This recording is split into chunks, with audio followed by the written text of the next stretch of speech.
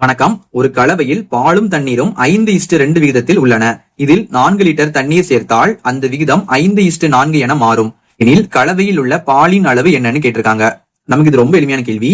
இப்ப நமக்கு ஒரு கலவை இருக்குதான். இந்த கலவையில பாத்தீங்கன்னா பாலும் தண்ணீரும் இருக்குது. அதோட விகிதம் பாத்தீங்கன்னா 5:2. அப்போ பால் பாத்தீங்கன்னா 5 லிட்டர் இருந்துச்சுன்னா தண்ணீர் 2 லிட்டர் இருக்குமா.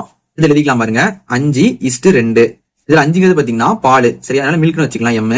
இந்த 2 பாத்தீங்கன்னா தண்ணீர். அப்ப நம்ம என்ன பண்ணலாம், வாட்டர்னு டபிள்யூ வச்சுக்கலாம். இப்போ இதுல 4 லிட்டர் தண்ணீர் சேர்க்கிறாங்களாம், சரியா? தண்ணி இந்த இருக்குது. இதுல பாத்தீங்கன்னா 4 லிட்டர் சேர்க்கிறாங்க, பிளஸ் 4 லிட்டர் சேர்க்கும் போது நமக்கு விகிதம் பாத்தீங்கன்னா மாறுது. அது எப்படி மாறுதுன்னா 5:4 மாறுது, சரியா? 5:4 மாறுது. இப்போ இந்த கலவையில உள்ள பாலோட அளவு என்னன்னு கேட்டிருக்காங்க. இப்ப நமக்கு பால் பாத்தீங்கன்னா அப்படியே தான் இருக்கு, எந்த மாற்றமே இல்ல. ஆனா தண்ணி பாத்தீங்கன்னா 2ல இருந்து 4 மாறி இருக்கு. எப்போ நம்ம இதுல 4 லிட்டர் தண்ணி கலக்கும் போது. அப்ப நமக்கு 2ல இருந்து 4 மாறி இருக்குன்னா நமக்கு 2 பங்கு அதிகமாயிருக்கு. எப்போ நமக்கு அது 4 லிட்டர் சேர்க்கும் போது நமக்கு 2 பங்கு அதிகமாயிருக்கு. இப்ப 2 கட் பண்ணலாம் பாருங்க. 2 2 4. அப்ப நமக்கு 1 பங்குனா 2 லிட்டர்னு அர்த்தம். நமக்கு தேவையானது பாலோட அளவு, அது 5. இப்ப என்ன பண்ண, நம்ம 5 2ஆல பெருக்கிடலாம். 2 10. அப்ப நமக்கு 5ங்கிறது 10 லிட்டரா இருக்கும். இதான் நமக்கு பாலோட அளவா இருக்கும். நமக்கு ஆப்ஷன் 7 இருக்குது. இதே